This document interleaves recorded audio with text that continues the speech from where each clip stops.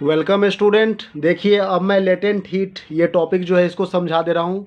ठीक है, इसमें क्या कह रहा है, the amount of heat required to change the state of unit mass of a substance at a constant temperature is called its latent heat. It is denoted by L.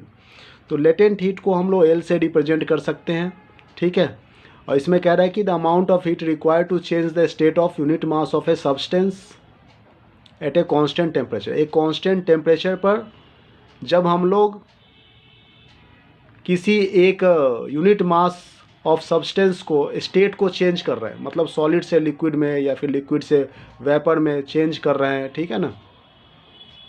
तो उस समय जब हम किसी यूनिट मास सब्सटेंस के state को change करने के लिए जितना अमाउंट ऑफ हीट की रिक्वायर्ड हो रही है वही उसकी लेटेंट हीट कहला रही है। ठीक है, एट ए कांस्टेंट टेम्परेचर पर। तो अब आगे हम लोग पढ़ेंगे, ये दोनों टाइप्स समझ लेंगे तो समझ में आ जाएगा कि क्या कहना चाह रहे हैं। लेटेंट हीट ऑफ फ्यूज़न, इसके दो टाइप्स हैं। ठीक है, latent heat of fusion, latent heat of vaporisation.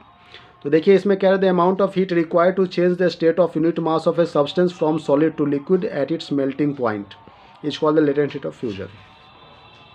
Fusion कहने का मतलब सॉलिड से लिक्विड। मान लो एक यूनिट मास ऑफ सब्सटेंस है, एक बर्फ़ है, बर्फ़ का टुकड़ा है जो कि सॉलिड अवस्था में है। अब उसको लिक्विड में कन्वर्ट करना है, मतलब मेल्टिंग पॉइंट मेल्ट करना है। ठीक है ना, तो कितना अमाउंट ऑफ हीट उसको ज़रूरत पड़ेगी, उसी को हम लोग लेटेंट हीट ऑफ फ्यूज़न कह रहे हैं। ठीक है, लेटेंट हीट ऑफ वेपोराइजेशन किसे कहेंगे, देखिए the amount of heat required to change the state of unit mass of a substance from liquid to vapour at its boiling point is called the latent of vaporisation.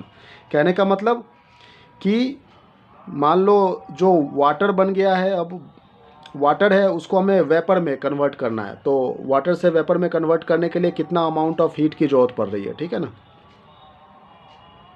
जितना amount of heat की ज़रूरत पड़ रही है liquid मतलब water से vapour में gas में कन्वर्ट करने के लिए बॉइलिंग पॉइंट, ठीक है ना, उसको हम लोग बॉइलिंग पॉइंट कह रहे हैं। वही एक लेटेंट हीट ऑफ वेपराइजेशन है। ठीक है, तो कहने का मतलब लेटेंट हीट समझ में आ गया होगा अब तक कि the amount of heat required to change the state of unit mass of a substance at constant temperature. कहने का मतलब कि जैसे मान लीजिए वाटर है, उसे हमें वापस बर्फ़ में कन्वर्ट करना है। ठीक है ना, तो हीट अप्लाई करने से बर्फ़ से वाटर में गया और हीट निकाल देंगे तो फिर वो उल्टा चला जाएगा। Thank you.